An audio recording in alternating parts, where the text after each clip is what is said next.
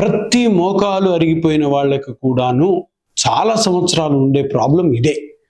ఏంటి అంటే మోకాలు అరుగుదల వల్ల జరిగేది రెండు ఎముకల మధ్యలో ఉన్న గుజ్జు థిక్నెస్, అంటే దాని మందము తగ్గిపోయి థిన్ అయిపోయి ఎముక రెండు రాసుకోవడం వల్ల మీకు నొప్పి వస్తుంది అంతే.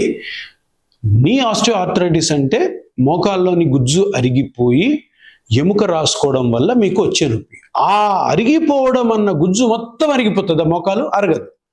ఏదో ఒక పార్ట్ అందరు కూడా అక్కడే పాయింట్ చేసి చూపిస్తారు, ఇక్కడ అరిగింది, ఇక్కడే నొప్పి వస్తుంది నాకని. మనం స్కాన్ చేసి చూసినా కూడాను మోకాల్లో బోన్స్ బాగుంటాయి, మజిల్స్ బాగుంటాయి, లిగమెంట్స్ బాగుంటాయి, మెనిస్కస్ బాగుంటుంది. ఓన్లీ కార్టిలేజ్ అంటే గుజ్జు అది లోపల అంటే మీడియల్ సైడ్ అరిగి ఉంటుంది. ఎంత అరిగి ఉంటుంది?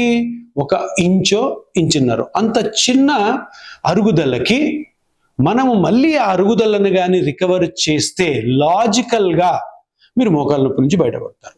ఈ పిఆర్పి సిద్ధాంతం కూడా అదే.